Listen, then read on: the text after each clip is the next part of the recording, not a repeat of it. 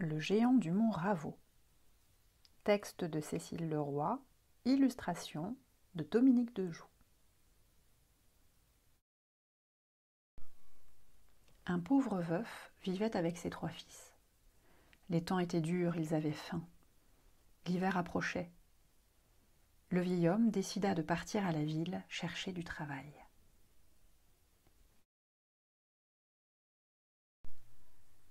L'hiver passa, il ne revint pas. « Je suis l'aîné, c'est moi qui dois partir à la recherche de notre père, » dit le plus âgé des 3 fils. Et il partit. Le printemps passa. Il ne revint pas non plus.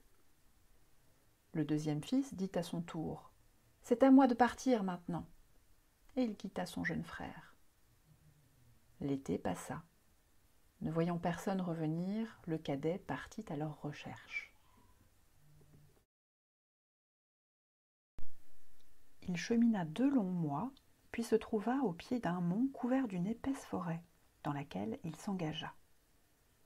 Tout à coup, il entendit des bruits effrayants, des cliquetis terribles, comme une armée fourbissant ses armes.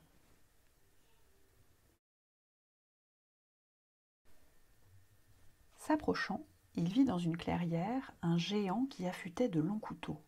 « Que fais-tu donc » lui demanda le jeune homme courageusement. « Je m'apprête à déjeuner » lui répondit le géant dans un rugissement, en découvrant de grandes dents pointues. « Et quel est ton menu ?»« 3 voyageurs appétissants, 2 jeunes garçons et leur père. »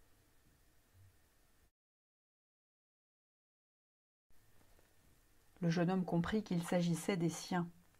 « Attends » cria-t-il à l'ogre, « je te parie que c'est moi qui en ferai mon repas. »« Toi » s'exclama le géant, « et comment penses-tu t'y prendre ?»« Mettons-nous mutuellement à l'épreuve, » proposa le garçon. « D'accord, commence, » répondit le géant. « Es-tu capable d'attraper une fourmi ?» questionna le petit. « Facile, regarde, » dit le géant en riant.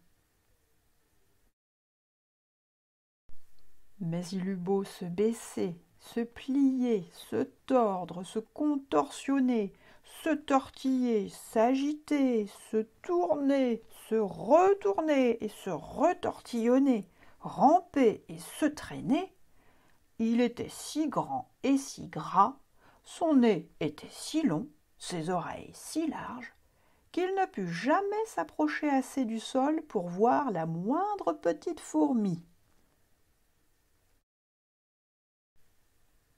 « Tu as perdu, » dit le garçon. « Et moi, que dois-je faire ?» Le géant réfléchit longuement, puis il dit « Devine où j'ai caché tes frères, et tu gagneras leur liberté. » Alors que le jeune homme cherchait tout autour de lui une cachette possible, il vit s'élever du chapeau du géant une petite fumée, celle de la pipe de son père. « Dans ton chapeau !» s'écria-t-il. C'est ainsi que les 3 prisonniers furent libérés. Quant au géant, à qui cette histoire avait coupé l'appétit, il quitta le mont Ravo et disparut à tout jamais.